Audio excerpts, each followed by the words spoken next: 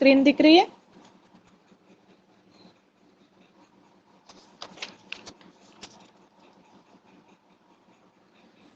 हाँ दिखती।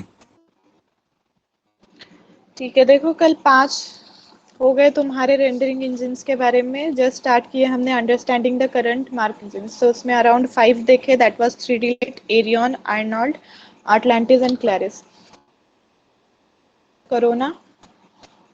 Corona is an unbiased photorealistic 3D renderer that has turned out to be mainstream because of the convenience.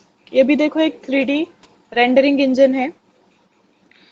That means जो 3D programming तुम लोग करोगे, अब तक जितने भी रेंडरिंग इंजन्स देखे जो वो सारे भी 3D में ही थे। Following the saying toning it down would be best, Corona offers a less jumbled UI to chop down setup times। देखो नॉर्मली जो हमने देखे जैसे कि 3D लाइट था या फिर एरियन था या फिर आर्नोल्ड था, इसमें कुछ ना कुछ तुम्हारी स्पेशलिटी थी। जैसे 3D लाइट में क्या हो रहा था कि वो इंडस्ट्रीज में मोस्टली यूज होता है और मॉडल्स क्रिएट करने के लिए यूज होता मोस्टली। ठीक है, उसी तरह से एरियन जो था वो सीपीयू और जीपीयू दोनों चीज़ों का यूज करके प्रोसेसिंग पावर को स्पीड अप कर रहा था। और आर्नोल्ड में हमने देखे कि वो नॉर्मली फिल्म बनाने के लिए यूज किया जाता है, तो वो एक एग्जांपल दिया हुआ था सोनी पिक्चर्स का कि वहाँ पे उन लोगों ने यूज़ किए हैं उसको। उसके बाद हमने बहुत सारे और भी 2-3 एग्जांपल्स देखे जिसमें ये क्लियर हुआ कि 3D प्रोग्रामिंग का यूज़ करके रेंडरिंग इंजन्स किस तरह से एनहांस चीज़ों को क्लियर अप कर सकते हैं। दैट मीन्स एनहांस जैसे मॉडलिंग हो सकता है, फिल्म मेकिंग हो सकता है, ग्राफिक्स क्रिएशन हो सकता है, गेम बनाने के प्रोसीजर्स हो सकते हैं। जैसे बहुत सारे दिए हुए, आई गेस इतना मैं एक्सप्लेन करते बैठूंगी तो तुम लोगों का पूरा ये चला जाएगा इसी में। फिर भी देखो कोरोना का एक हिसाब से बोल सकते हैं कि photo realistic 3D renderer, that means जो भी तुम मॉडल्स क्रिएट करोगे इसके थ्रू, जो भी चीज़ें ग्राफिक्स या फिर ऑब्जेक्ट्स क्रिएट करोगे एक तरह से फोटो रियलिस्टिक फॉर्म में रहेगी। उसके बाद देखो यहाँ पे लेस जम्बल्ड यूआई ये प्रोवाइड करता है। दैट मीन्स यहाँ पे जो यूआई है इसका ये बहुत ही सिंपलर फॉर्म में है। Jumbled form in the sense बहुत कंफ्यूजिंग स्ट्रीम में नहीं है, एकदम सिंपलर इसमें है ताकि जो यूजर्स है, क्लाइंट्स है, उनको इजीली ये चीज़ समझ में आ सके। उसके बाद देखो despite the fact that CPU based solution the intuitive rendering ability of this 3D rendering software के लाइकवाइज एक्सीलरेट वर्क प्रोसेसेस। इसकी वजह से क्या हो रहा है, इसका भी देखो सीपीयू बेस्ड सोल्यूशन है। पीछे हमने देखे थे कि एरियन जो है वो सीपीयू बेस्ड सॉल्यूशंस को यूज करता है इंक्लूडिंग जीपीयू, तो यहाँ पे भी सीपीयू बेस्ड सोल्यूशन। एक चीज कल भी बताई, नॉर्मली जो भी रेंडरिंग होती है, रेंडरिंग इंजन्स जो भी रेंडरिंग परफॉर्म करते हैं वो जीपीयू का इस्तेमाल करके करते हैं, that is a graphics processing unit. GPU का इस्तेमाल जब होता है तो प्रोसेसिंग उतनी स्पीड अप नहीं होती, स्लो डाउन होती है। वाई? बिकॉज जीपीयू एक टाइम पे सिर्फ एक ही प्रोसेसिंग को कंप्लीट कर सकता है।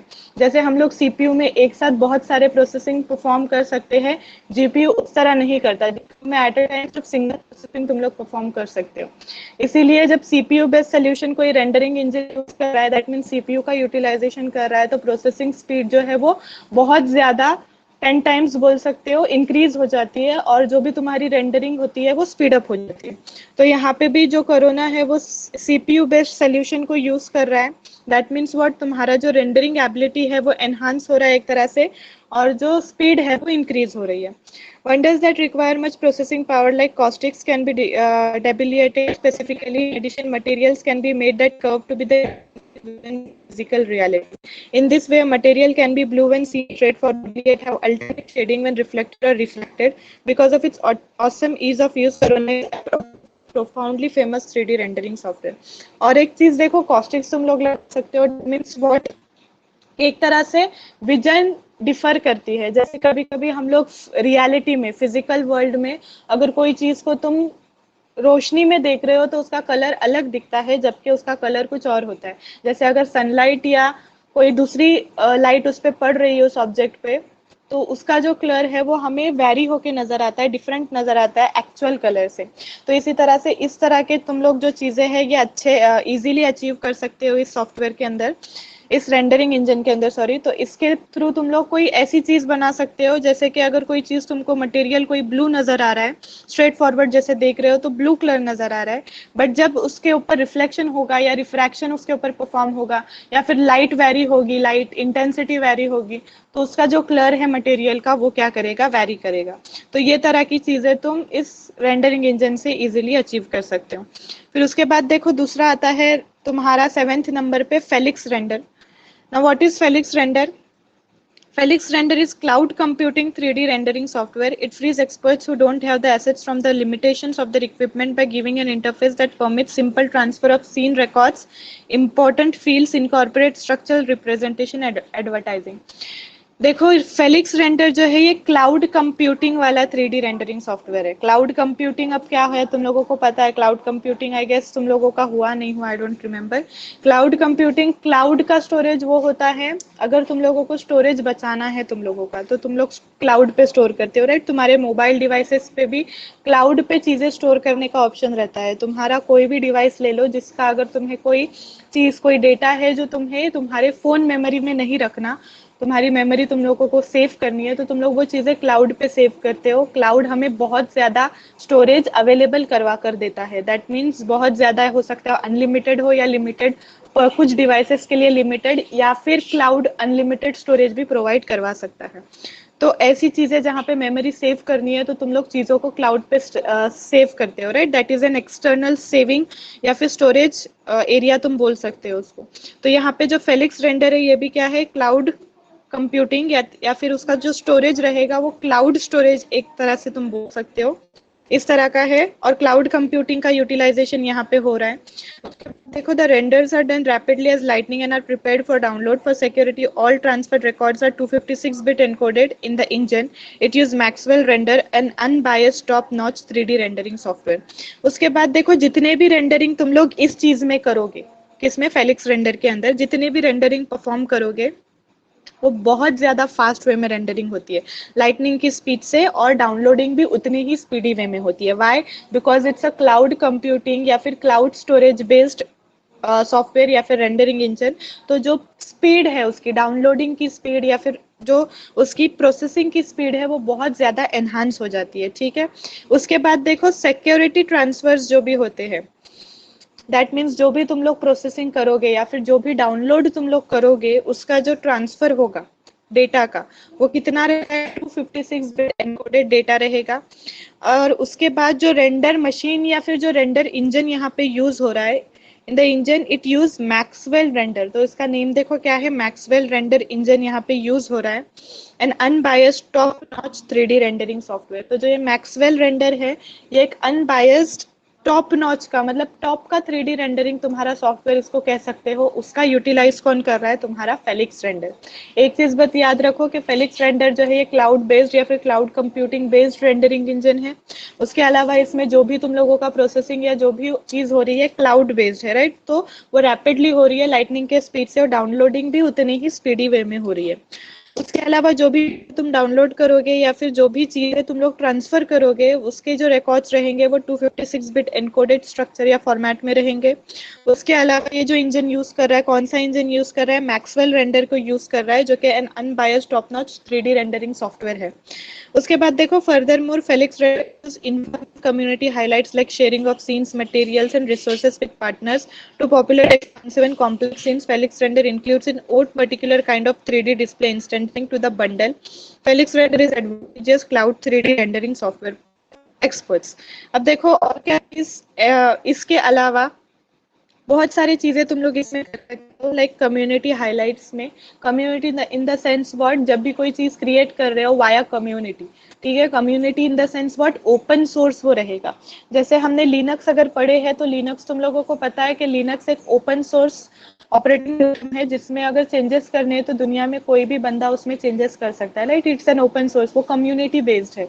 एक कम्युनिटी क्रिएट होती है, वो कम्युनिटी में वो सारी अगर तुम लोगों को चेंजेस करने हैं तो कोई भी बंदा उसमें चेंजेस कर सकता है। तो जो फेलिक्स रेंडर सॉफ्टवेयर है ये भी कम्युनिटी बेस्ड है। कम्युनिटी में तुम लोग सीन्स को शेयर कर सकते हो, मटेरियल्स शेयर कर सकते हो, रिसोर्सेज शेयर कर सकते हो तुम्हारे पार्टनर्स के साथ। जो भी तुम्हारे कम्युनिटी में जो पार्टनर्स रहेंगे उनके साथ तुम तुम्हारे बनाए हुए सीन्स या फिर मटेरियल है, रिसोर्सेस है कुछ, तो वो सारी चीजें तुम कम्युनिटी के अंदर शेयर कर सकते हो, ठीक है, ताकि दूसरा पार्टनर जो तुम्हारा रहेगा वो उस चीज को यूटिलाइज कर सके और उससे उसके खुद के सीन को क्रिएट कर सके। उसके अलावा देखो, to populate expansive and complex scenes, Felix render includes it own particular kind of 3D display. देखो इसका खुद का एक 3D डिस्प्ले रहता है। अगर कोई कॉम्प्लेक्स सीन क्रिएट करना है तुमको फेलिक्स रेंडर के अंदर, तो उसका खुद का एक 3D डिस्प्ले रहता है जिसके थ्रू तुम लोग कॉम्प्लेक्स सीन को इजीली क्रिएट कर सकते हो। तो एक एडवांटेजियस सॉफ्टवेयर है जिससे बहुत सारे एडवांटेजेस है और एक्सपर्ट्स मोस्टली इसको यूज करते हैं rather than सिंगल क्लाइंट्स। तो सिंगल क्लाइंट्स मोस्टली इसको नहीं यूज करते। अगर कम्युनिटी में एक्सपर्ट्स को कोई क्रिएट करनी है, गेम क्रिएट करना है मोस्टली, तो फेलिक्स रेंडर का यूटिलाइज किया जाता है। फिर उसके बाद देखो आता है फरी बॉल। अब नाम से देखो किस तरह से इसका ये है, Furryball. Another very fascinating biased और unbiased GPU renderer is called Furryball. अब ये किसका है, जीपीयू बेस्ड है, दैट मीन्स सीपीयू का यूज नहीं हो रहा है यहाँ पे। It presents to you a live dynamic review. This implies you don't have to wait for conclusive renders to see the after effects of your progression, taking into consideration a significantly speedier work process.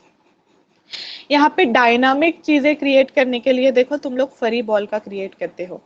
मतलब क्या, तुम लोगों को ज्यादा high processing अगर software का या फिर रेंडरिंग इंजन का यूज नहीं करना, तो अल्टरनेटिव में फरी बॉल हमेशा होता है, जिसके अंदर क्या है, ये सिर्फ जीपीयू का यूटिलाइज कर रहा है, तो ज्यादा भी प्रोसेसिंग स्पीड नहीं है, लेकिन स्पीडियर वर्क प्रोसेस है एज कम्पेयर टू अदर जो जीपीयू का यूज करते हैं।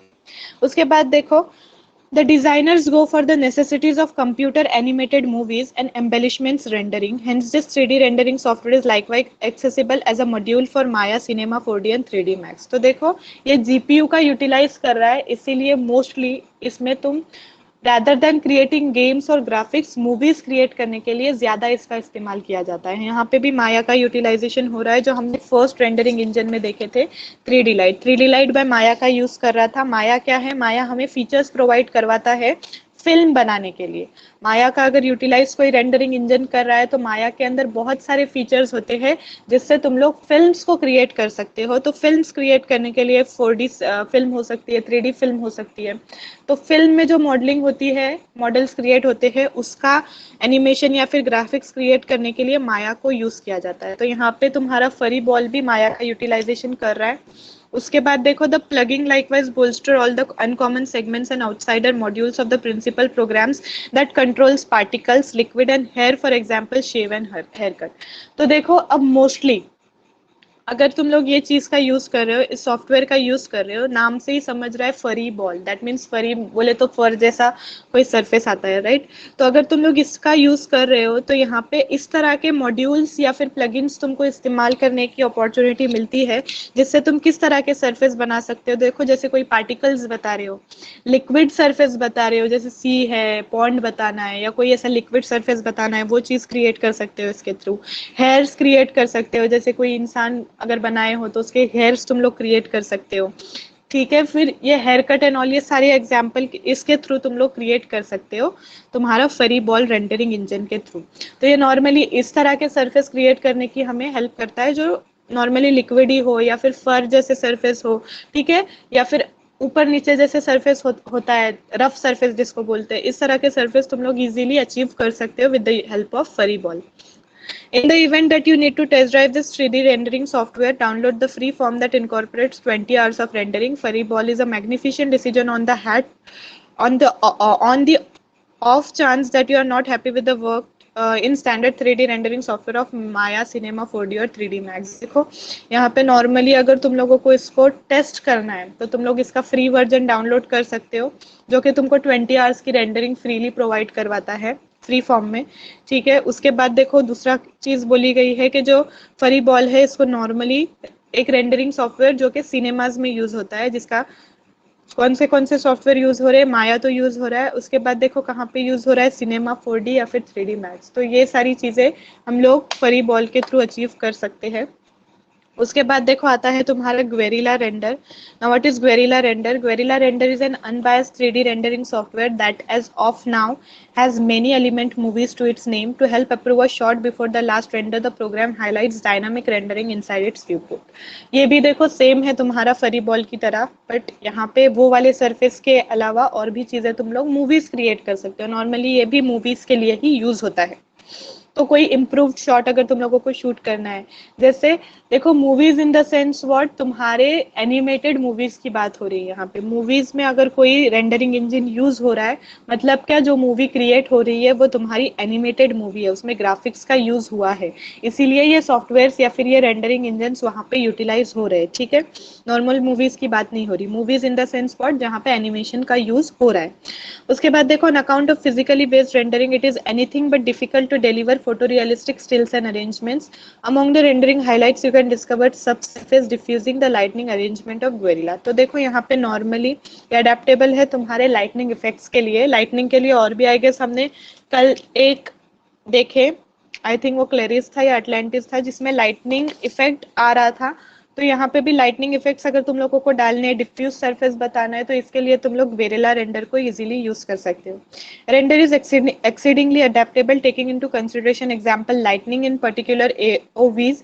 Moreover, the program offers full open EXR bolster with encourages the composing stage by choosing layers and protest in the last render picture record. तो देखो normally layers का use यहाँ पे होता है. अगर तुम लोग प्रैक्टिकल परफॉर्म करोगे तो उसमें सारी चीजें क्रिएट की हुई है, कैसे इस तरह से ऑब्जेक्ट बनते हैं, ट्रायंगल स्क्वायर, किस तरह से ऑब्जेक्ट क्रिएट होते हैं तुम्हारे रेंडरिंग इंजन के अंदर. तो तुम लोगों ने वहाँ पे डायरेक्ट टेक्स्ट का यूज किए हो, डायरेक्ट टेक्स्ट के साथ तुम्हारे प्रैक्टिकल होने वाले. तो वहाँ पे तुम लोगों को डिफ्यूज लाइटनिंग लाइटनिंग सारी चीजें समझ में आएगी. उसके बाद देखो रेफरेंसेस करके एक चीज होती है जो प्रैक्टिकल में हम लोग देखेंगे.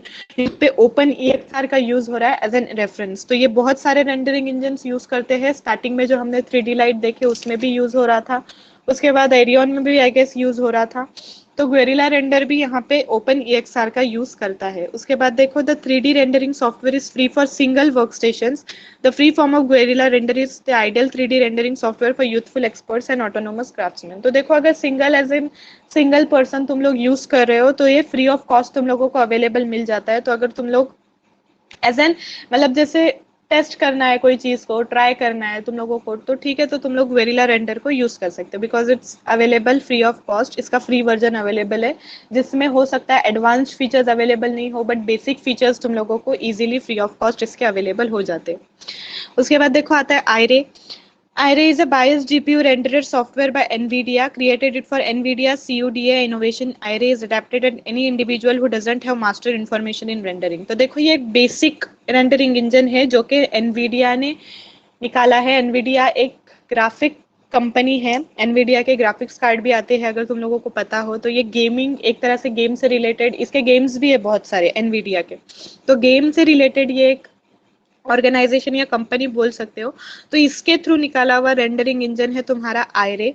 आयरे में देखो क्या है, नॉर्मली ऐसा इंडिविजुअल भी उसको यूज कर सकता है जिसको ज्यादा रेंडरिंग नॉलेज नहीं है, मतलब ज्यादा हाईटेक अगर रेंडरिंग इंजन यूज करने का नॉलेज नहीं है तब भी तुम लोग इस रेंडरिंग इंजन को यूज कर सकते हो.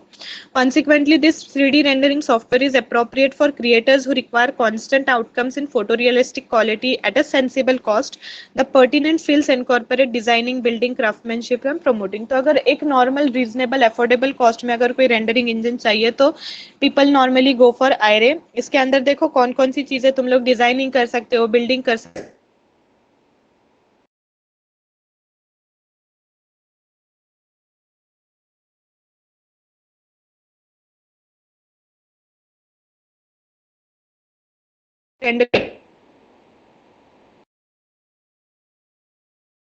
और ये भी सीपीयू का यूटिलाइज कर रहा है.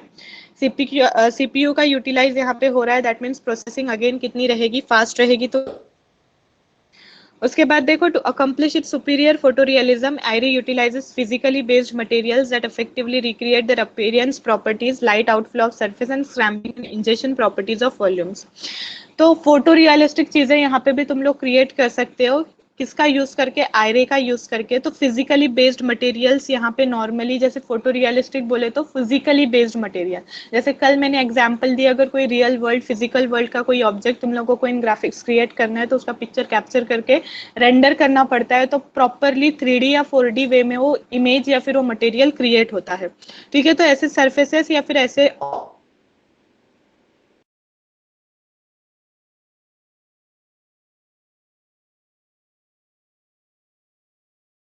टू, एक minute.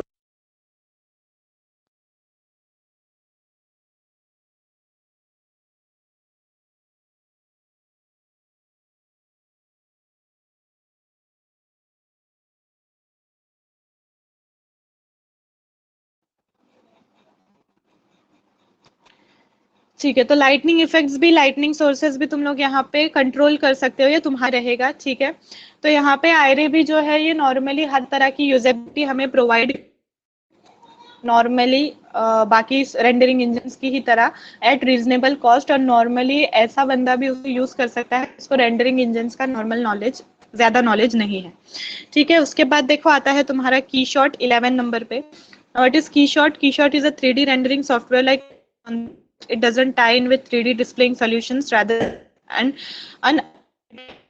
independent solution that goes for the most easy to use rendering process conceivable। तो देखो यहाँ पे बोला गया है कि ये अगर लिस्ट में अगर तुम लोग चूज करो तो कीशॉट जो है ये सबसे best type of rendering engine है तुम लोगों का अब तक जितना देखे तुम लोगों ने।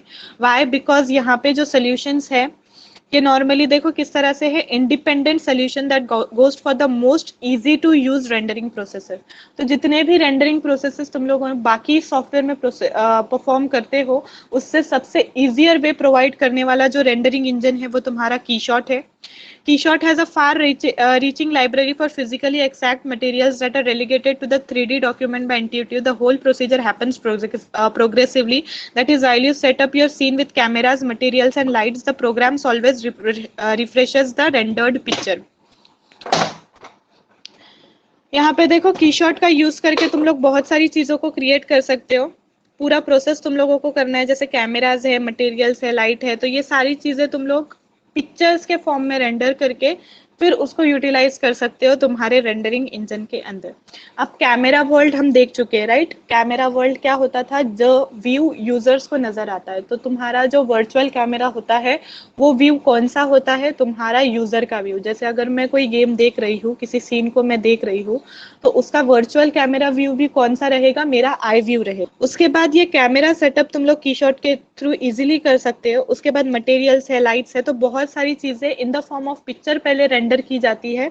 जैसे हमने रेंडरिंग इंजन के रेंडरिंग पाइपलाइन में जो एग्जांपल देखे, in the form of picture, जो पिक्सेल्स पे सारी प्रोसेसिंग होती है, राइट? तो in the form of picture ये सारी रेंडरिंग की जाती है एंड देन एक ऑब्जेक्ट क्रिएट होता है। This element of Keyshot enables you to work considerably quicker than numerous different solutions. तो ये solution इस तरह का है कि बाकी दूसरे जो रेंडरिंग इंजन से है उनसे ज्यादा क्विक और इजी सॉल्यूशन ये प्रोवाइड करता है हर चीज में। अब पिक्चर बेस्ड रेंडरिंग हो रही है, दैट मीन्स व्हाट, जो भी रेंडरिंग अप्लाई हो रही है वो पिक्सल्स पे अप्लाई हो रही है। इसकी वजह से फोटो रियलिस्टिक व्यू तुम लोग एक क्रिएट कर सकते हो, बहुत सारे सर्फेसेस पे तुम लोग वर्क कर सकते हो, तुम लोग कैमरा सेटअप इसमें इजीली कर सकते हो। तो ऑन द लिस्ट बाकी रेंडरिंग इंजन के कंपैरिजन में तुम्हारा कीशॉट जो है ये बहुत easy to use rendering engine है। ठीक है, फिर उसके बाद देखो, the usability and ongoing rendering makes this 3D rendering software a magnificent decision for designers modelers who need to feature their work without sitting idle learning complex new software.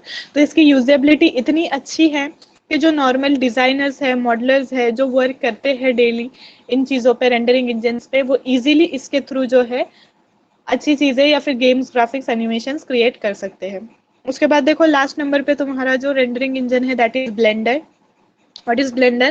Blender is effortlessly the most adaptable and entry on this rundown, and it thinks about positively top digital content creation tools like Maya, Cinema 4D and 3D Max. देख movies के का utilise हो रहा है, that means यहाँ पे भी माया का यूज हो रहा है, 3D, तीनों चीजों का यूज हो रहा है जो हमने अभी जस्ट देखे ग्वेरिला रेंडर के अंदर, राइट? ग्वेरिला या ब्लेंडर के अंदर अभी जस्ट हमने देखे। उसके बाद देखो Blender is completely included offering a total scope of displaying chiseling activity surfacing painting and rendering apparatus।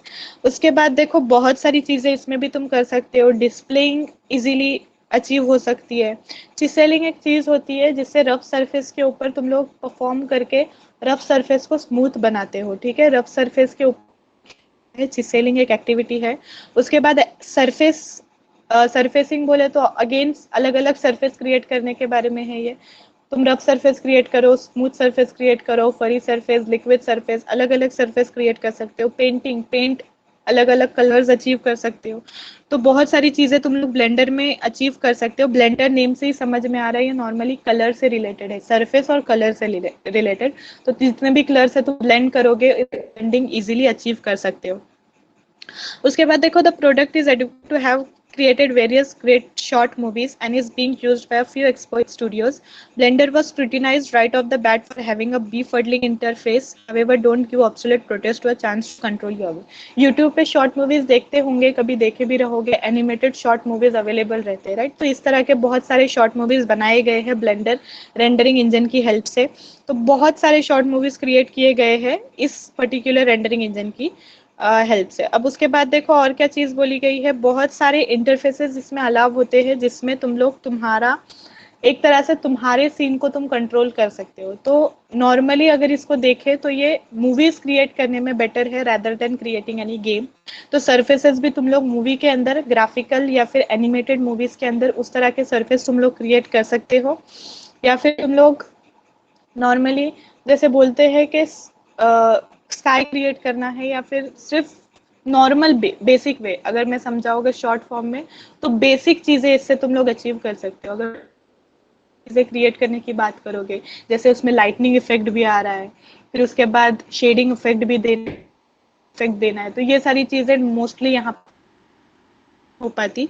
Because यहाँ पे सिर्फ तुम लोग जो है ये नॉर्मली एक तरह से बेसिक चीज बोल सकते हो जो ब्लेंडिंग से रिलेटेड है, लाइटनिंग से, पेंटिंग से रिलेटेड चीजें तुम लोग यहाँ पे इजीली अचीव कर सकते हो, इसीलिए सिर्फ मूवीज में इसका यूज होता है। The product was given an exhaust about a year prior and rose with a crisp interface and a list of capabilities that goes for equality with the best. तो नॉर्मली यहाँ पे भी बहुत सारी चीजें अचीव की, अपग्रेड हुआ है ये अभी ब्लेंडर। अब ये कब अपग्रेड किया गया ये ईयर तो इन लोगों ने मेंशन नहीं की है, बट अपग्रेडेड वर्जन में और भी ज्यादा इंटरफेसेस और भी ज्यादा कैपेबिलिटीज ऐड की गई है जिससे और ज्यादा इजियर और सिंपलर चीजें तुम लोग अचीव कर सकते हो। तो ये इतना इम्पोर्टेंट टॉपिक नहीं है। करंट रेंडरिंग इंजन्स में उन्होंने 12 रेंडरिंग इंजन्स दिए हैं, बैठने की या लर्न करने की जरूरत नहीं है। 12 है, 12 में से कोई 5 भी किए तो चलेगा। जो तुम लोगों को इजी लग रहे हैं वो 12 में से 5 करने। अगर तुम्हारे एग्जाम हो रहे हैं ऑफलाइन तो आंसर्स तुम लोगों को लिखने पड़ेंगे, तो फिर तुम लोगों को इसमें से कोई 5 भी किए तो चलेगा। अगर एमसीक्यू बेस्ड एग्जाम होगी तो फिर मैं इंपॉर्टेंट टॉपिक्स दूंगी, वही तुम लोग कर लेना, उसी में से एमसीक्यू आएंगे। इतना सब कुछ लर्न करने की जरूरत नहीं रहेगी। ठीक है, यहाँ तक क्लियर है। Rendering engine, market rendering engine समझ में आए तुम लोगों को यहाँ तक? हाँ। ठीक है, अगर इसमें कोई इशू रहेगा तो पूछो मुझसे। अभी लेक्चर एंड करते हैं फिलहाल, चलो बाय।